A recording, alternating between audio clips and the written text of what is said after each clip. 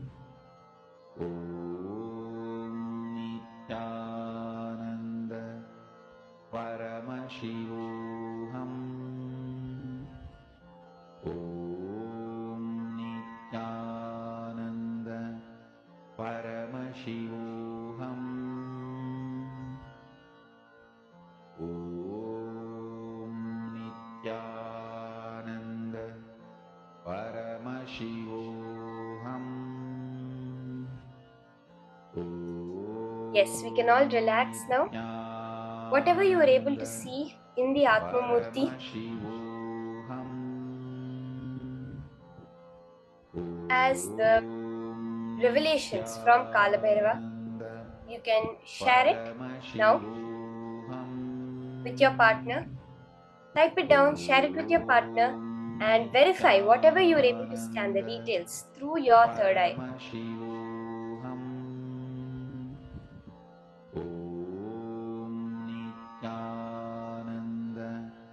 Paramashivoham Om Nithyananda Paramashivoham Om Nithyananda Paramashivoham Om Nithyananda Paramashivoham Om Nithyananda Paramashivoham Om Nithyananda Paramashivoham Om Nithyananda Paramashivoham Om Nithyananda Paramashivoham Om Nithyananda Paramashivoham Om Nithyananda Paramashivoham Om Nithyananda Paramashivoham Om Nithyananda Paramashivoham Om Nithyananda Paramashivoham Om Nithyananda Paramashivoham Om Nithyananda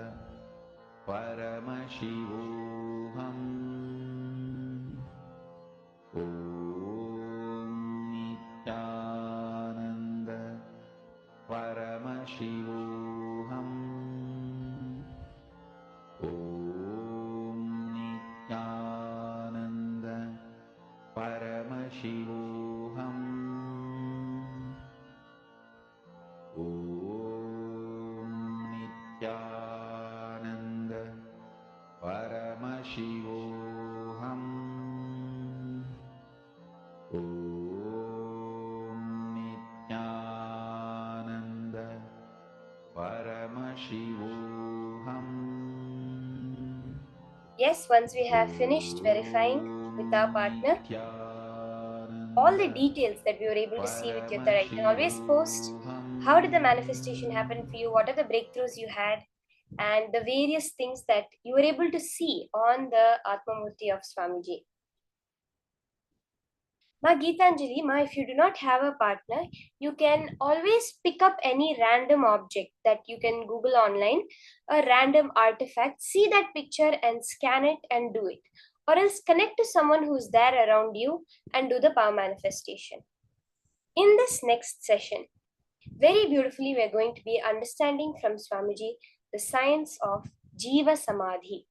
This is a very, very high science of how your body can live even after you have left the body. This is the science of Jiva Samadhi. Let's now hear about it from Swamiji.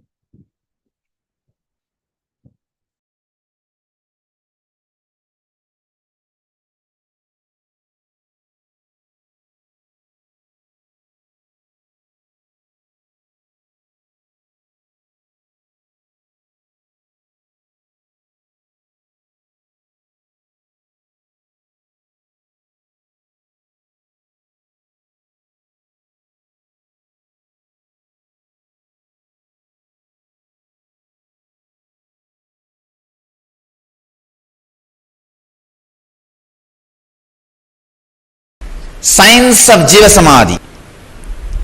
When I say not taking energy from the space means desires. Desires are the energy from the space. Prana is the energy from air. Fire is the energy from sun. The heat you feel in your stomach, Jadaragni. The digestion fire is the energy from the sun. And blood flow is the energy from water. And the mass, bone marrow, muscles, these are the energy from the earth element. Let me give you the process for Jiva Samadhi. Jiva Samadhi means all the 9 fluids which are running your body. See, there are 9 fluids as per the Siddha tradition, yogic tradition.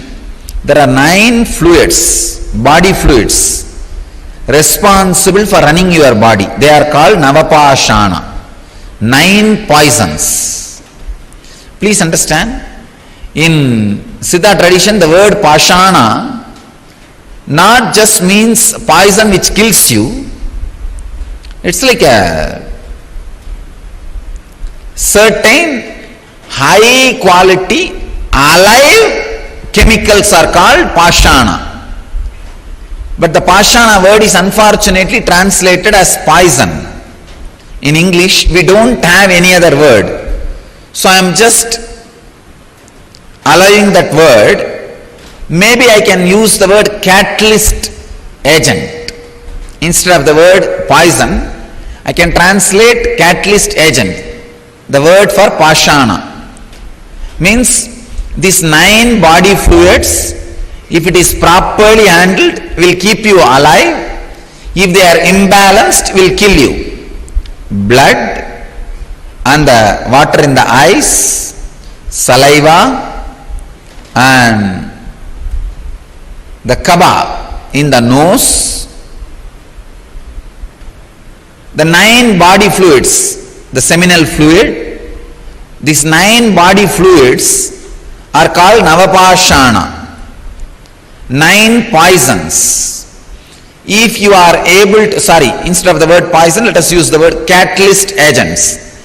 The 9 catalysts, if you are able to produce all these 9 catalysts without any input from the outer world, like desire, please understand, desire is an input that immediately produces the semen, body fluid, and water immediately produces blood flow. Each input from the outer world immediately produces certain catalyst agent in your system. Without any input from outer world, if you can produce all these 9 catalyst agents in your body, you are a Siddha who can sit in Jiva Samadhi. Means your body can be buried, but you will be alive forever. Even without your body, you will be alive forever. Understand this science? Now let me continue on this samyama. So any catalyst agent of your body, if you are able to produce without any input from the outer world, please understand, then you are liberated from that sense. For example, a man whose seminal production or the egg production, in the woman's body the egg production, or in the men's body seminal production, is independent of the desire, fantasy. He is liberated from the urge to reproduce, and his love becomes such pure, his love is not controlled by the hormones. If your love is controlled by the hormones, it will always be related to blood relationship. Understand? All blood relationships are hormone relationships, not blood relationships. We are using a polite word, blood relationship. It's hormonal relationship, which came from hormone. Whether you are your wife or the son or the daughter, or all the relationships happened because of the hormones. Then his love is beyond the hormonal relationships. Only he can radiate universal love.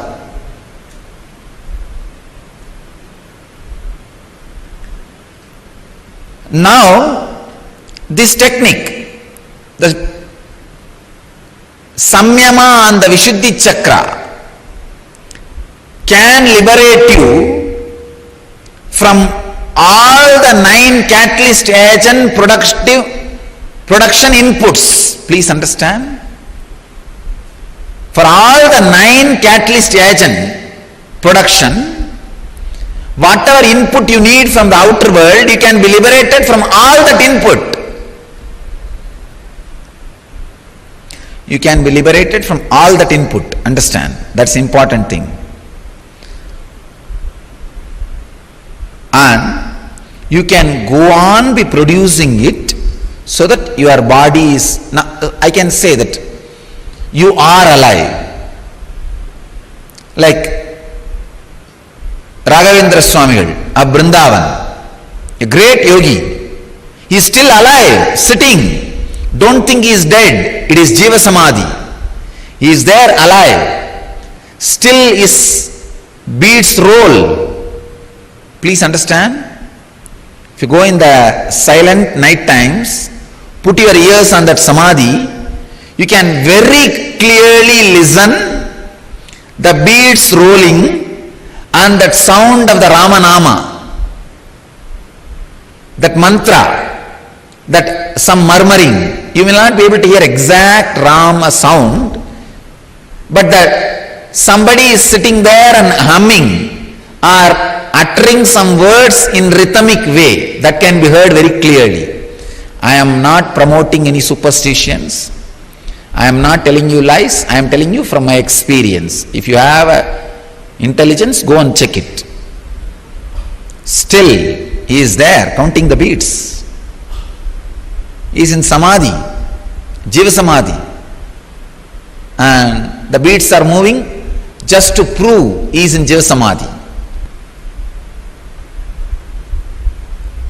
I can give you thousands of examples of Jiva Samadhi in India. Trailinga Swami, he will be sitting and meditating on the Ganges. Suddenly flood will come and he will be completely covered inside. After the flood recedes, maybe some 5 months, 6 months, then people will search for him and start digging out. He will be sitting inside 10 feet in the mud. 10 feet when they dig, he will be sitting in Samadhi, they will get the body out and he will just shake and come out. Hey, how are you? What happened?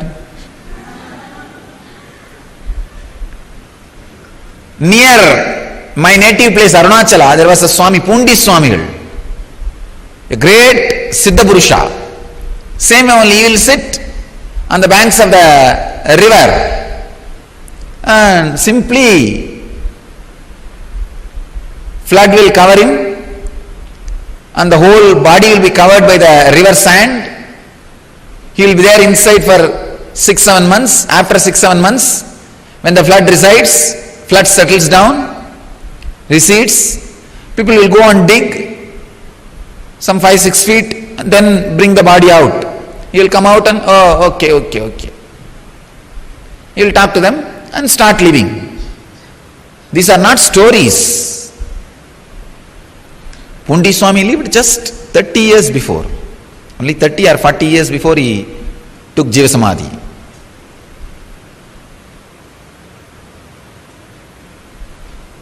He is a next generation to Ramana Maharshi. Must be 30 to 50 years only. He would have had Jiva Samadhi. And Trailinga Swami, he also lived, he was seen by Ramakrishna had darshan of Trailinga Swami. Vivekananda had darshan of Trailinga Swami. Means 100 years before.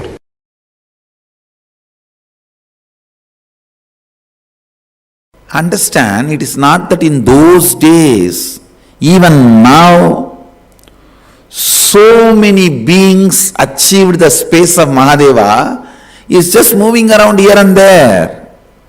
They are all available.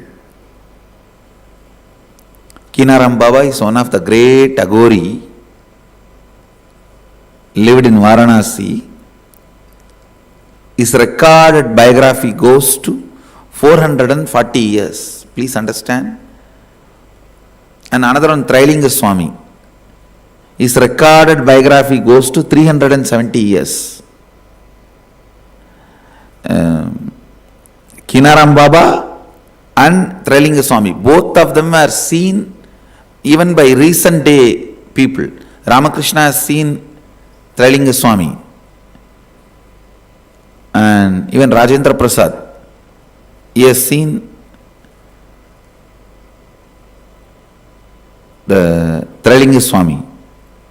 They were all just in last 100 years names. Maybe Kinaram Baba may be a little older, but historical figures, not legendary figures or mythical figures who lived here now in reality. Kinaram Baba used to have a cart. Whenever he wants to go and give darshan to some devotees, wants to see somebody, he will just tap the cart and it will fly. It will fly wherever he wants to go. He will go and bless people, then he will come back. Using the physical body. Using the physical body, he will go. And Trailinga Swami beyond. He will not even move. He will be sitting here and appearing in 10 places. Trailinga Swami is the second being who had directly the mother's milk from Parvati, Meenakshi. First being is Jnana Sambandar. The second being who received the Meenakshi's prasada and sitting here among all these beings, millions of people who radiated Mahadeva's space walked in this city. So every inch, every corner, every dust is sacred by them putting the feet in this place. The very air which they all breathed, this Trailinga Swami will sit in Samadhi, Ganga will overflow for 6 months. When the water recedes, he will be sitting in the same place, that's all, in Samadhi. There is no physical, physiological, psychological rules for them. Just breaking everything.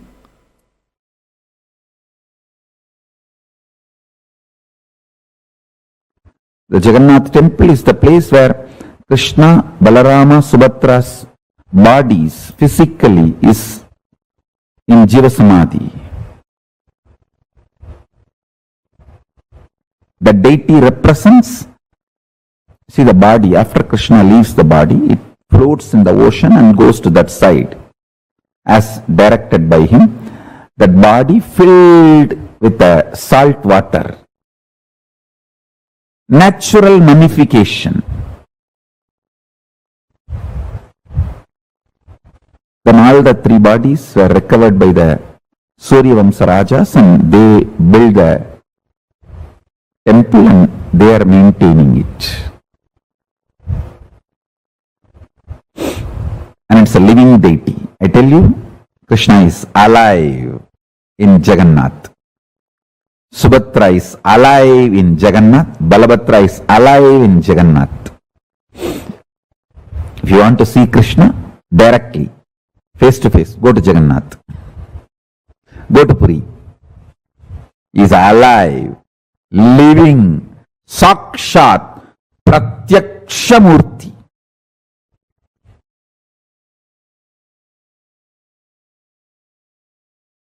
It's a science. Just like mummification in Egypt. That is a smaller level. It is a science which can take you up to Swargaloka. Only deification can take you to Kailasa. Because Hindus have mastered this science in a much grander and ultimate way. Deification is 1,000 times greater, powerful methodology than mummification. Mummification can lead you up to Swargaloka. Bhur, Bhuva, Suva. Not more than that. You can be at the most Indra. Maximum. Not even that. All that. It's not that everyone who goes to Swargaloka becomes Indra. No. Even among that, there is a lot of competition, politicking, and then fight. That's why Indra Padavi is not permanent. Every yuga, Indra changes and all that.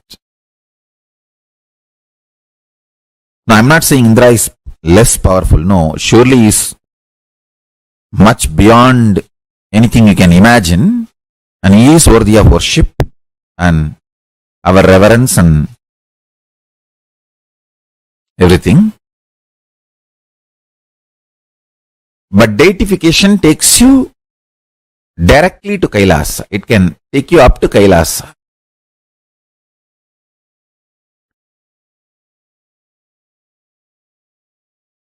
Human beings should not die. When the science is available from Kailasa, why should you die? No. No death. Blessed are those who achieve Swarupa Samadhi, but at least Jiva Samadhi. At least Jiva Samadhi. Jiva Samadhi means your body will be left after you stop using. It will be there, but it will not show any of the symptoms of death. It will not decay, it will not stink, it will not go into any deformity. Just it will be there as if you are in Samadhi. Swarupa Samadhi means like Jnana Sambandhar, Andal, Vallalar, carrying the body itself. Even body will not be left. It will just dissolve into the light.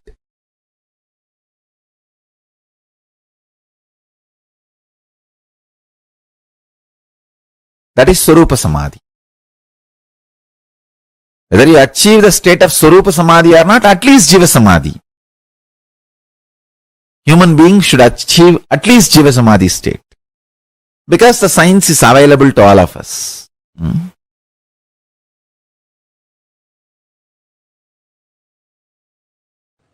You may have mind, you may have body, you may have all the other things like a wealth, relationships, but you are consciousness.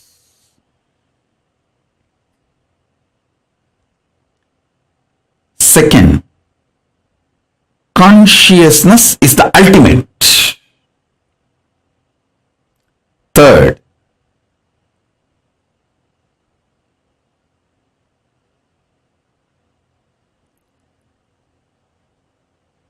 declaring the sovereignty of your consciousness. Declaring sovereignty of your consciousness. Your consciousness is the supreme, most powerful, highest,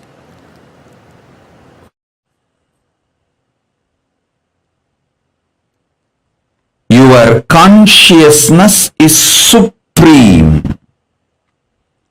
most powerful, highest existence. Listen.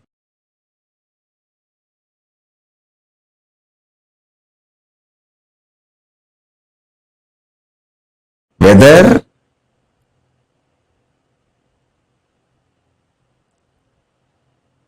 the yoga you are asked to do, stretching your body, or pranayama you are asked to do, like a cohesive, coherent breathing pattern, or the puja, the worship you are asked to do, or listening to these great truths and internalizing everything.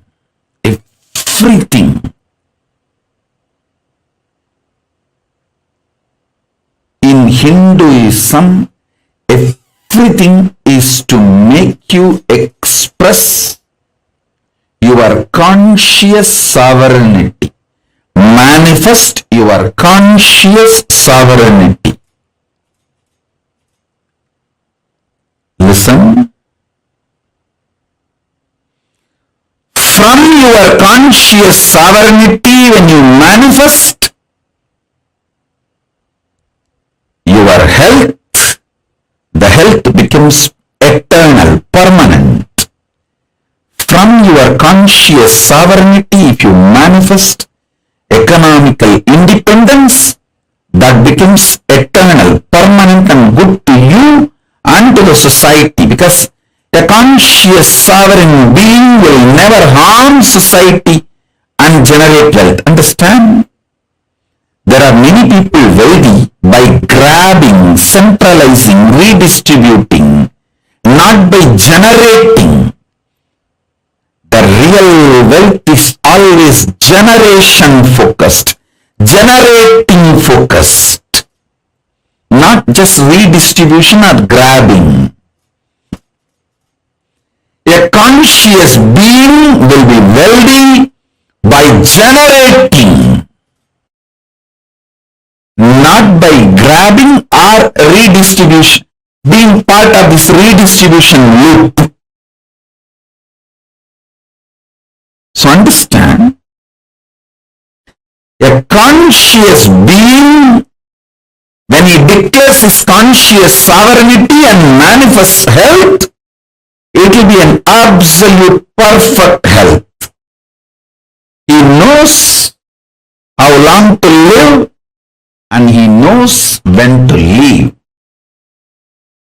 I can give the example of Paramashivoham.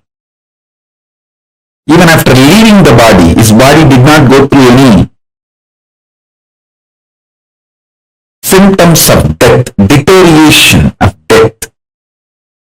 My own guru, Swami, 3 days after death, his body was just fresh, alive. My guru Kukumar asked, Bhagavan, please do Bhatmasana, we have to keep you in Jaya Samadhi. His body just locked itself in Bhatmasana and we kept in Jaya Samadhi.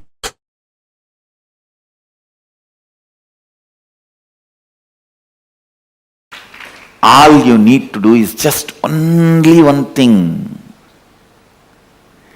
Complete with all the incompletions related to life. Any decision you took against the life, dig out that situation, complete it and drop. That's all. Always decide for life.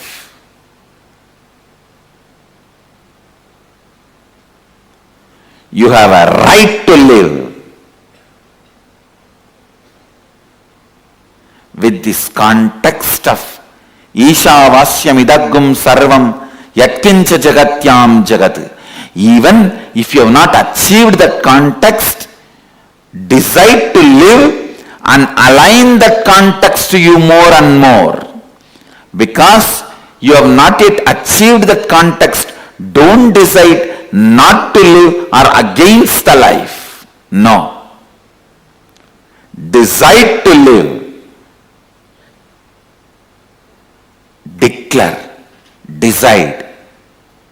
My DNA, I have the authority to reprogram, deprogram, program as I want. decide to live. And even if one corner of you has self-doubt, I have decided many times not to live, what to do? I don't care. Now I am deciding to live. And whenever those decisions against life comes up, I'll clean it up, but I am declaring and deciding to live.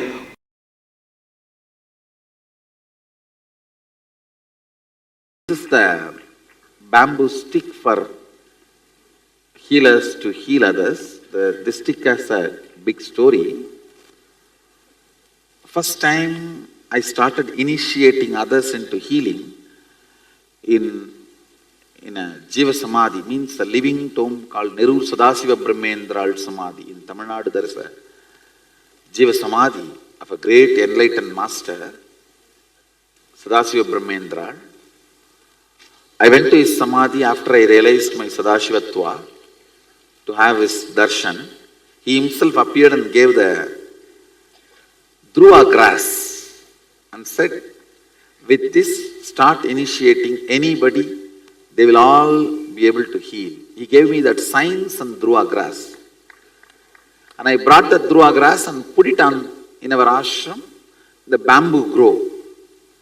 The bamboo grove was dead at that time. I put the Dhruva grass, whole thing came back to life, and the bamboo came back to life. From that bamboo, you are all given a stick.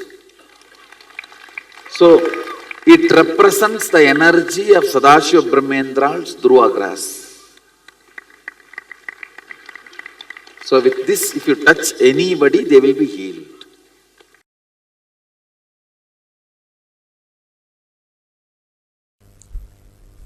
See, each kshetra, the temple, energy center, has some password. That's the right thing, some password to access the energy installed in the kshetra. You see, each kshetra, each temple is an energy circuit, energy mandala created by some enlightened being. For example, the Parani is the energy circuit created by a great Siddha called Bohar. Bohar and his Guru Dandamani Swamigal, both of them lived there. That's a kshetra created by Bohar, the energy circuit.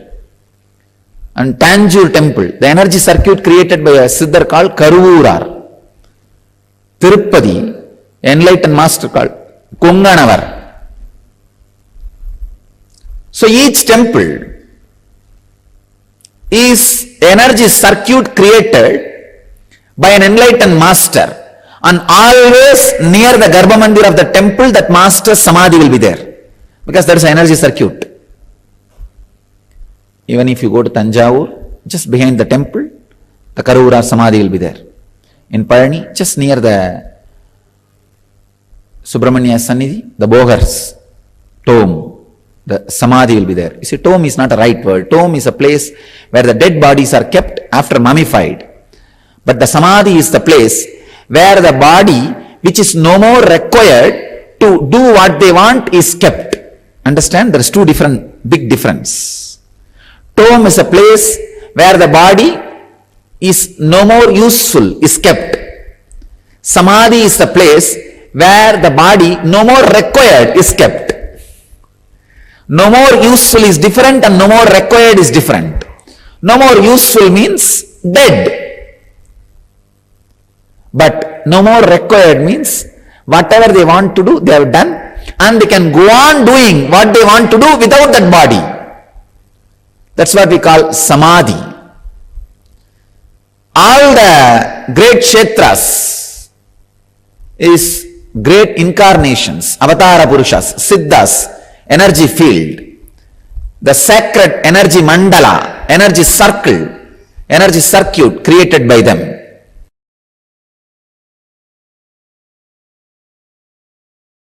That place where the Pondicherry ashram is, it's a 2000-year-old temple.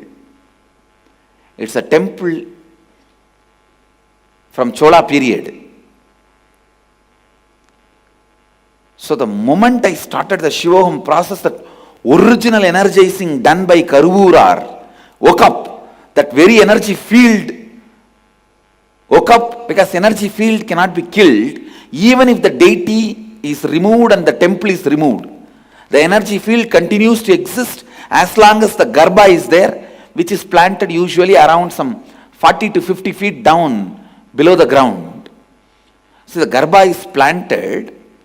Garbha means the solidified mercury with other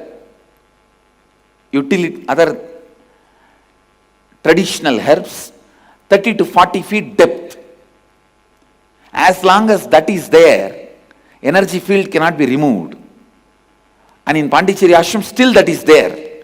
8 Garbha is there inside. Means 8 Garbha Mandirs Garbha is inside. It is there. So the moment I started the Shivoham process, all the 8 Garbhas came to life. It has come back to life. Now it is like a 9 Shivoham process going on.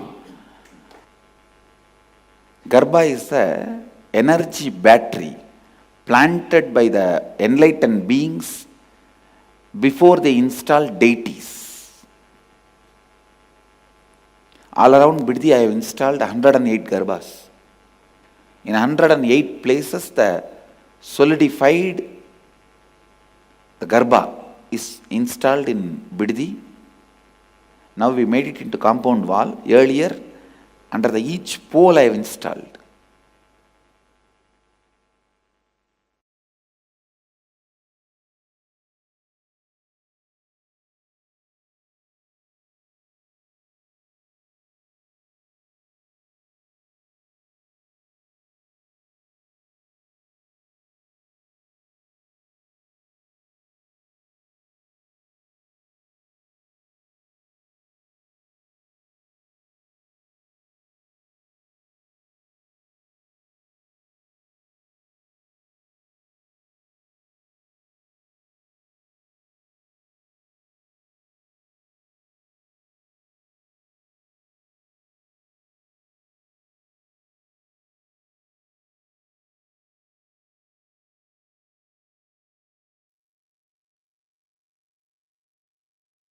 The science of Jiva Samadhi.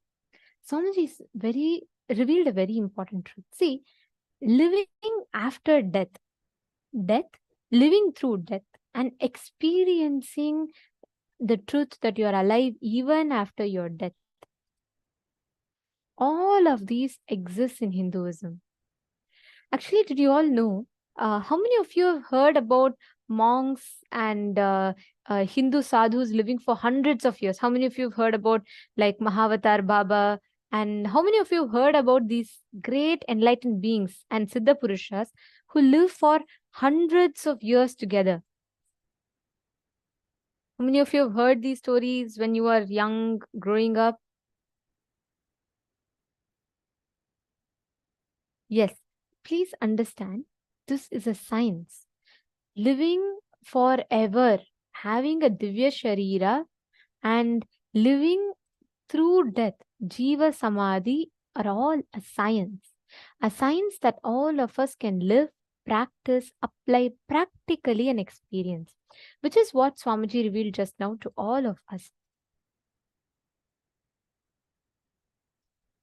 This Jiva Samadhi means literally your ability to have the have the complete completion with your body. Swamiji revealed this in 3 main points, right? Swamiji said, if you can produce all the 9 catalyst agents in your body, you are a Siddha who can sit in Jiva Samadhi.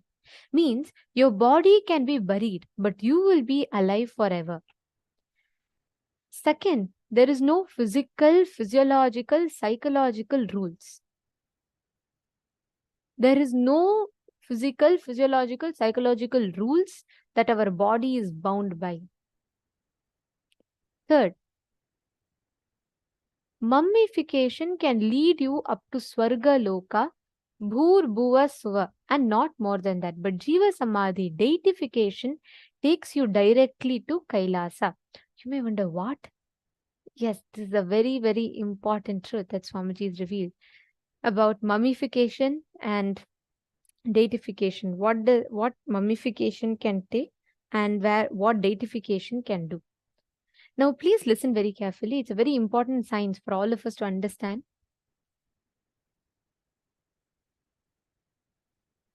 Every one of us would have heard about the mummification process, right? We all know in Egypt how they mummify the bodies and how they take the bodies, like pack the bodies right after the death also, so that the bodies live forever, right? So this process of mummification, I am so like, it's such an amazing fact that Swamiji has revealed. How you can live, you can go up to Swargaloka. Bhuloka, we have basically 7 planes up, right? So it's Bhur, Bhuva, Suvar, Maha, Chanaloka. Like that, each loka is in each of these levels. Now, with mummification, you can go up to Swargaloka. With deification, you can go up to Kailasa itself.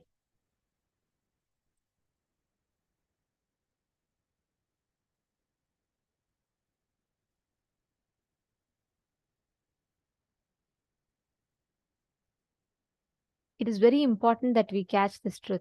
Actually, if we just understand this, how we can live after after even we die, this science is unique only to Hinduism. Actually, all of you should know, to this day, in a temple called Sri Rangam, which is one of the largest temples, the second largest temple in the world and the first largest temple in India, Sri Rangam, there's a beautiful samadhi, Jiva Samadhi of Ramanujacharya. Listen very carefully. You all can actually Google. Have any one of you visited Sri Ramanujacharya Samadhi? Actually, all of you should know, as per the Hindu deification methodology, Ramanujacharya left the body. Do you all know, to this day, his hair, body, nail, everything is preserved. He lived around 500 to 600 years back. He lived like hundreds of years back. To this day, in Sri Rangam temple, you will see Ramanujacharya sitting. Nothing. It is just his body. Turmeric and haritaki are applied over his body. And certain sacred herbs. All of them are applied over his body for 600 years. It has been preserved. To this day, it has been preserved. And to this day, you can actually see him sitting. The body will be, he'll have his eyes closed, his hands folded, he'll be meditating. Actually, we can show you the picture of Sri Ramanujacharya and Sri Rangam. You all should know, to this day, his samadhi is kept alive. You all can Google it also. Swamiji tells very beautifully that he's an example of how enlightened masters leave the body. Please understand, physically his body itself is kept in the temple and just put with the turmeric, haritaki, everything, and his body is preserved. Many of you have put, you have been to that place. Ma Amsakala has posted. Wonderful. So please understand, Ma, Hindus have mastered the science. You all can actually see here. This is actually not a deity. This is his physical body. This is Ramanujacharya's physical body, as you all can see. This, along with the physical body, it is his physical body which has the Pachakarpuram, Haritaki, turmeric applied over his body and preserved. This is not a deity. And this is a Googleable fact. All of you can Google and see it. It's a very well-known fact. For almost 500 to 600 years, his body has been preserved here. You all can see here. Understand, we Hindus had mastered the science of living even after death, the Jiva Samadhi. Now, this Jiva Samadhi science that all of us learnt about is just exactly understanding this one principle. How we can live, how we live even after our death. How all of us, our bodies need not decompose, need not decay. It can simply live as we are right now, even after our death. This is the science of Jiva Samadhi. Are all of you catching it? This is what Swamiji revealed to all of us in the session now. So let us take this a little further, right? Swamiji told one of the very important truths, aspects about Jiva Samadhi. Swamiji said that when you realize, or if your body can produce all the 9 catalyst agents, the navarasas, all the 9 different fluids of the body, all like saliva, mucus, the 9 fluids, tears that the body produces, when you realize you are you have the ability to continuously produce, and it's all under your control. That means you have the ability to be in Jiva Samadhi. The science of Jiva Samadhi, living without food, water, air, or fire and space energy, without all the 5 energies, the Panchabhutas, living purely on the inner space and producing all the energies from the inner space, keeping yourself alive. Understand, not taking energy from the space means desires. Basically, what did Swamiji tell? Swamiji told that desires are energy from the space. Prana is energy from the air. Fire is energy from the sun, the heat you feel in your stomach. The Jataragni, the digestion fire, is also the energy from the sun. Blood flow is the energy from water.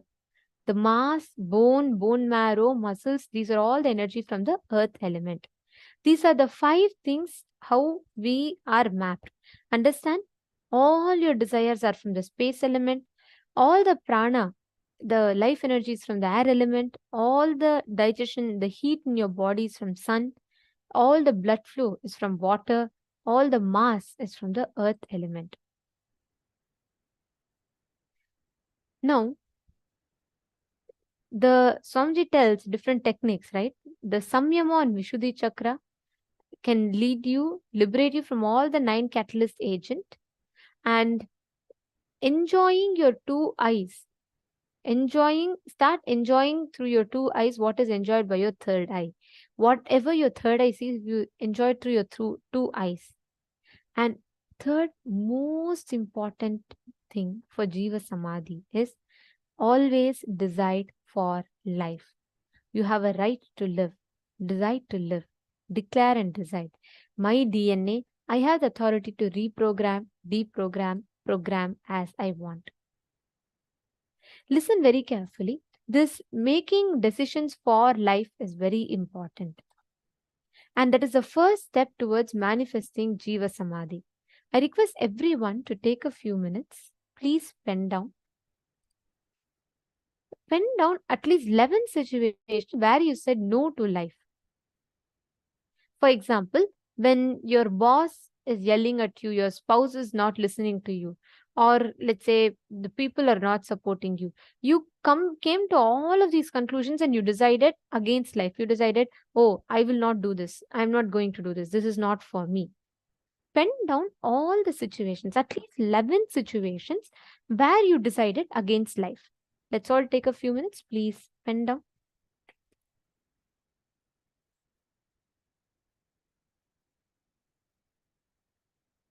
Please write down.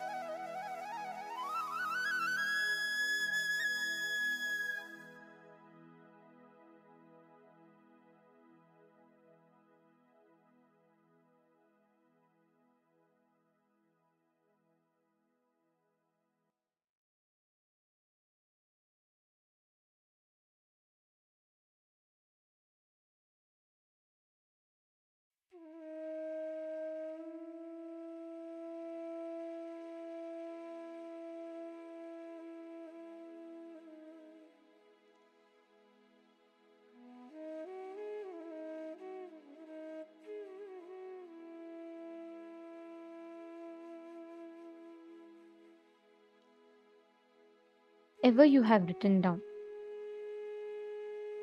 In the next step of this process, please pen down do the completion for each of the incidents you have written.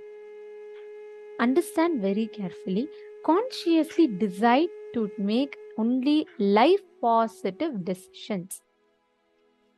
Make only life positive decisions. Say yes to life. With that decision, just sit, relive, complete.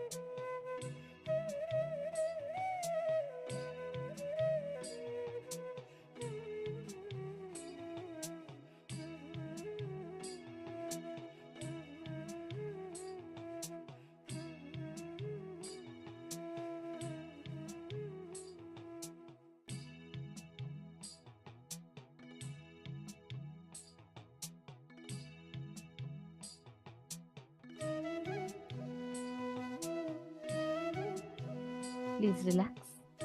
Yes.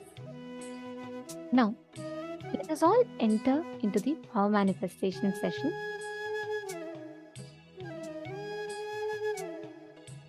Please understand, today's the powerful cognitions that Swamiji has revealed.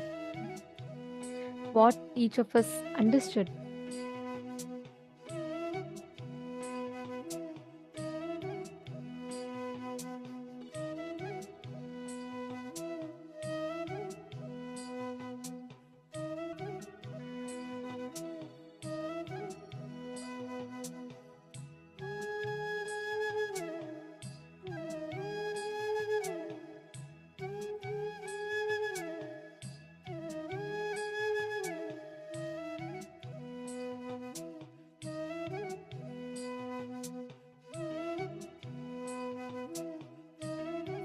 So now, all of us have been manifesting the power of Akashic readings. See, please understand, today with the initiation to go beyond death, with the initiation with the death process, all of us are going to be able to manifest the power of seeing the past, present, and future. Can I request every one of you, all the participants, whoever have kept your Atmamurti in front of you and are ready, can I request every one of you to please put yes in the chat? If you all have the Atmamurti in front of you and you're ready for the power manifestation. And always when you're sitting for power manifestation, please wear kumkum. Ma Karen Headley, yesterday you were wearing nice kumkum and bhasman sitting. Can you also apply some kumkum? Ma?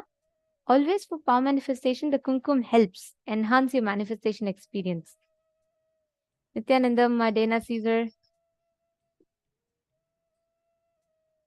Prithvi Prasad, Sumati, Purnima, Malili Sion. Come on, every one of you, please come on camera. Can I request all the participants to please come on the camera?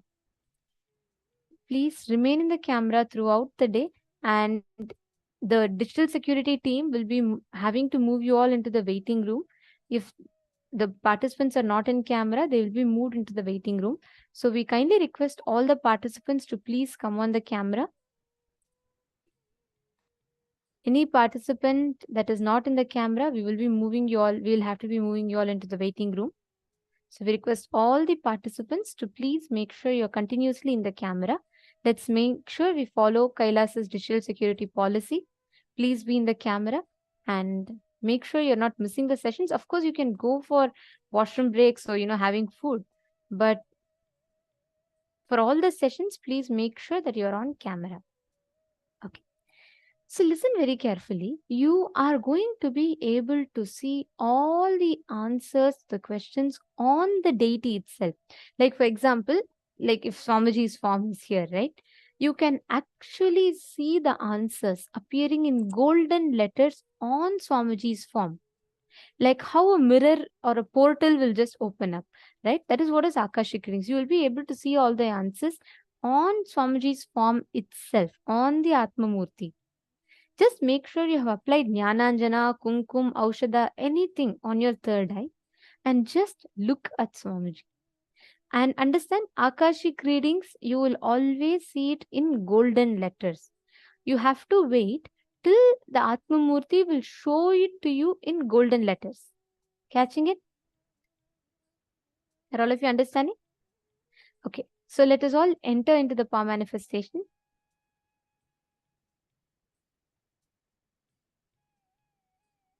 I request everyone to please sit straight.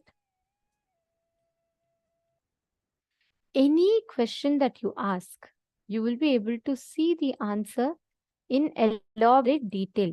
You will be able to see it on Swamiji's form.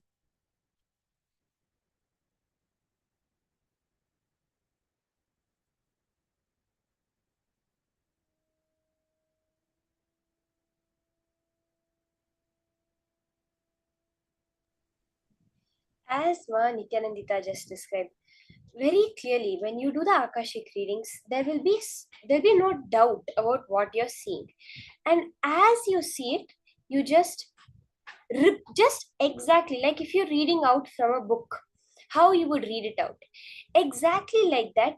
Read out whatever is appearing in the golden letters on the Atmamurti. It will not be like you'll close your eyes and it will be like in your inner space, or it will come as a feeling like the other powers. The power of Akashic readings is very clearly an independent intelligence apart from you that works, where Kala Bhairava will very clearly show it to you in clear golden letters. Are we all understanding this? It's not like a feeling or some idea or something in our inner space. This will be very clearly externally, like on the screen. When you see the slide, you see in black letters the words written like that, with that same clarity. On the Atmamurti, you will be able to see the golden letters.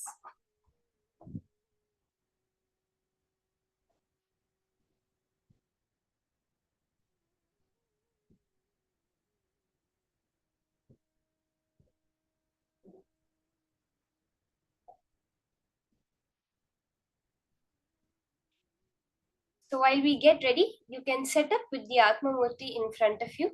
Please ensure you have the photo of Swamiji, because these golden letters will appear on the photo of Swamiji, on the Atmamurti of Swamiji. So keep the Atmamurti with you ready, and you can connect to a partner. You can see. Let me explain to you Akashic readings very clearly. Any information in the cosmos will be available to you from the past, present, or future. Something that has happened a long time ago. Whether it is about some incident when you were a child, you went to someone's party, your first birthday party, or sometime in the future. What's going to happen on this day, 1 year from now? All of this will be revealed to you through this power of Akashic readings. When we start off, we will start off with small things like identifying a date, identifying an object. But when you reach the peak of the whole power manifestation of Akashic readings, any past, present, or future will be revealed to you. Actually, there's a very beautiful incident in the life of Bhagavan Sri Rama, which is very little known to people. I'm just telling you to understand what is this power of Akashic reading exactly. So we all have heard of Valmiki Ramayana. So if you have any background introduction to Hinduism or anything, you would have heard of the Valmiki Ramayana. If you actually read it, the chapter about Rama's childhood is very brief. It has not much description of Bhagavan Sri Rama's Gurukul life and the time when he studied and all. But there's another scripture which is written by Valmiki himself called the Yoga Vasishtham, which describes in detail about Rama's childhood. So the teachings of Rama's guru, Vasishtha, to him is recorded as the Yoga Vasishtham by the same person who wrote the Valmiki Ramayana, by Maharishi Valmiki. And in the 6th chapter of this Yoga Vasishtham, which is a total of 32,000 verses, the 6th chapter, 52nd part, 28th verse, which says, Vasudeva sutasveko Vasudeva iti shrutah deho bhavishyati harer dvitiyah pandavojunah yudhishthira iti kyato dharmaputro bhavishyati ambodhimekhala bhupa pando putrassa dharmavit. See, this is a verse from the Yoga Vasishtham. These are 2 verses from the Yoga Vasishtham, which is during the time of Rama. Now, what these verses are saying is so interesting because they're describing an incident which is to happen 1 yuga in the future, during the life of Sri Krishna. Bhagavan Vasishta is telling Rama that in the future, Mahavishnu, Hari, will take 2 incarnations, the Nara Narayana incarnations, one as Vasudeva Krishna, the son of Vasudeva, and as Arjuna, the son of Pandu. And he goes on to say, in the future, this same Pandu will have an elder son, Yudhishthira, who will be a knower of Dharma and who will rule the entire earth. In the whole last part of the 6th chapter, Vasishtha, 1 yuga in advance, is explaining to Rama the whole Mahabharata, how there'll be a fight between the cousin brothers, and he even summarizes the whole Bhagavad Gita. And he tells Rama that in the future, when you are Vishnu's incarnation, in the future when you reincarnate as Krishna, you will have to give all these teachings to Arjuna when he is in depression, to get him out of that depressed state. All the teachings I have given you just now, the whole 6 chapters of the Yoga Vasishtham, is what you will teach as Bhagavad Gita to Arjuna one yuga later. This is what is Akashic readings, where you can just know what is going to happen in the future. How many of you have even heard of this? I had literally never heard of this incident that had happened, where Vasishtha is telling Rama about the incarnation of the whole Mahabharata that's going to happen, and very clearly with names, with the ages, and how the fight, the whole war that is going to happen, and how Arjuna is going to be in a depressed mindset, and Rama will have to, as Krishna, give these teachings to Arjuna.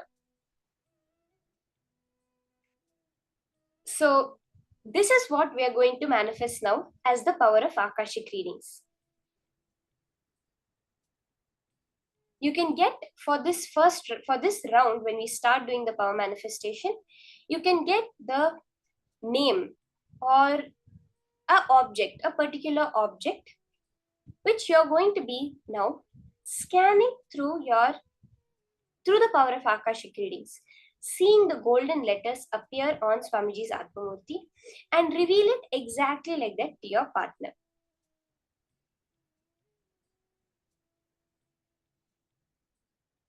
Let's start the manifestation. Chant the Mahavakya, sit straight, and very clearly see on the Atmamurti how the golden letters that you are supposed to now just read out to your partner and reveal to them.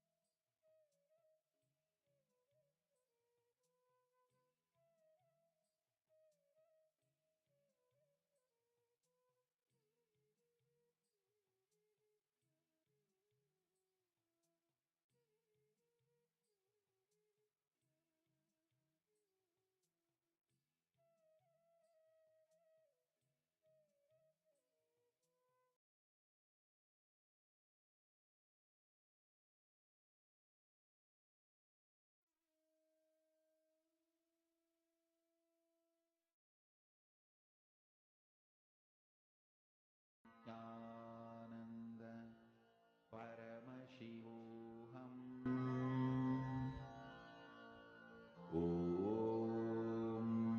Nithyananda Paramashivoham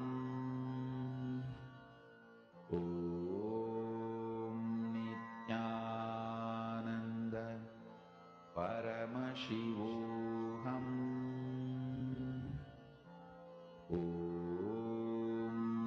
Nithyananda Paramashivoham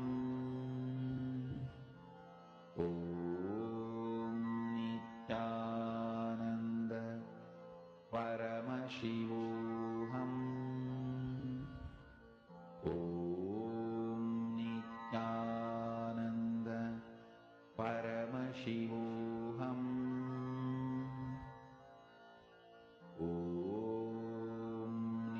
Nithyananda Paramashivoham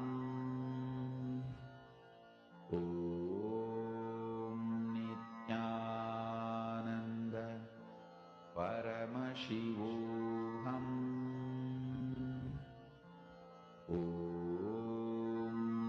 Nithyananda Paramashivoham Nithyananda Paramashivoham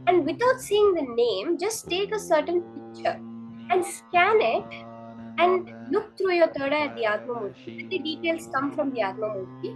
Pen it down and then verify yourself. So I know even in the previous round, there were many people who had said that you do not have a partner. Best is if you can connect with a partner. If at all you're not able to, just you can search some objects. You can scan it and later you can verify again. Like something on Google, you can just search for random objects on Google and scan what they are. Let your third eye see. Through all three eyes, you have to look at the Atma Murti. It's not your just with your third eye. It'll be with all your three eyes. You'll look at the Atma Murti and you'll be able to see the